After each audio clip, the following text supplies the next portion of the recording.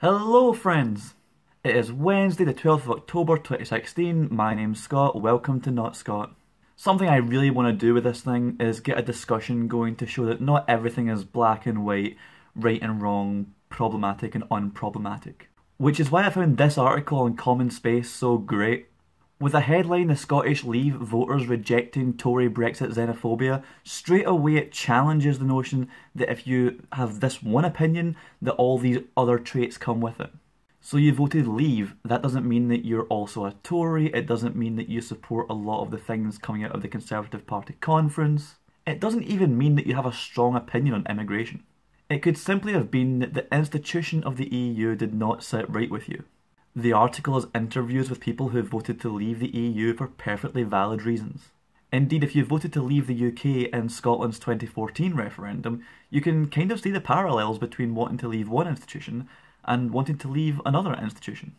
As Common Space says, 38% of people in Scotland voted to leave the EU, with many of them being SNP voters, which implies that a lot of them voted for independence but also voted to leave the EU. If we can really break down this idea that having one opinion lumps you with all these other opinions, then I think that we would see an improvement in the way that we not only talk to each other, but also disagree with each other. You and I, we won't agree on everything. I don't agree with me on consecutive days on occasion.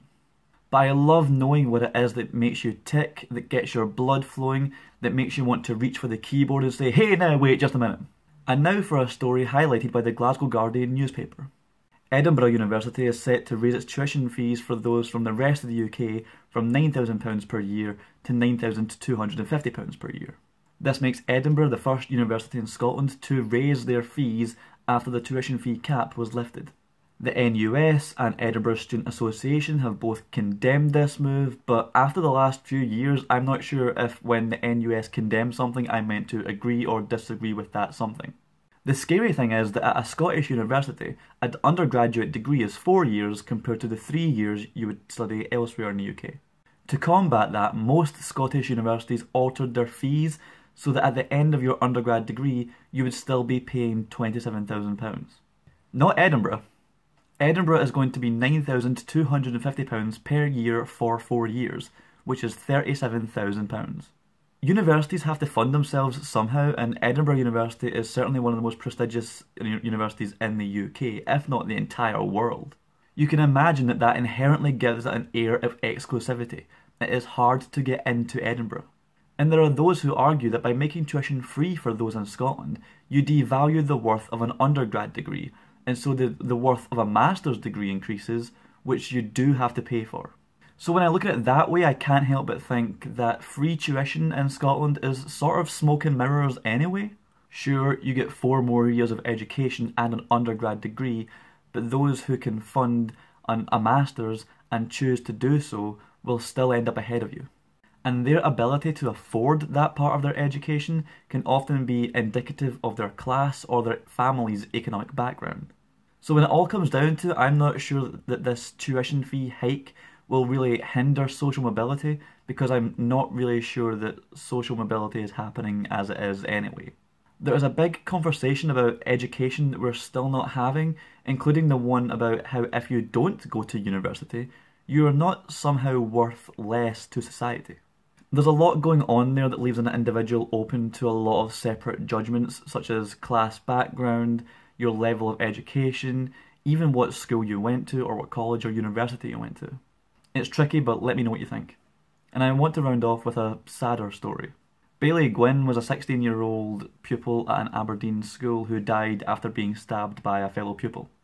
An inquiry has found that if teachers were aware that this pupil was carrying weapons, then Gwynn's death was potentially avoidable. The report said that the government should consider changes in the law so that teachers can search students. I am pretty against the idea that teachers should be searching pupils, but also if you are aware that someone is carrying a weapon, you sort of want to know that something can be done about it. I also don't think it's the job of teachers to be searching pupils. I saw some horrible, terrible bullying while I was at school, and I never believed in this imaginary line that adults seem to think existed, that a bully would never cross. So when I heard the news of Bailey Gwynn's death, I was sad and upset, but I would be lying if I said that I was surprised. In an ideal world, teachers are there to teach and are caregivers in so far that they are inspirational figures and can become friends. But if it's at the point where they have to confiscate knives, I believe the problem has already gone too far. Where are kids getting knives? Why do kids want to have knives? Why do they find violence such an easy path to turn to? The report suggests that the stabbing happened after pretty unexceptional banter. And this isn't easily solved. I don't want to say, oh, it's the parents' fault. Often it isn't, and I've personally seen kids who are complete dicks, who have loving parents, who are just totally exasperated by what has happened to their child. So it can be their network, it can be their environment, it could be something else entirely. But this is a very sad story that I think would be made even sadder if the solution was to make it so that teachers are able to search kids. By the time that is necessary, that kid is in too deep and needs more love and more attention than just having someone around to take their knife away. As always, links can be found down below for more reading on all the things we've talked about today. And as always, I want to know your thoughts on these stories. Thank you so much for watching, these are all fab. Have a good one, friends.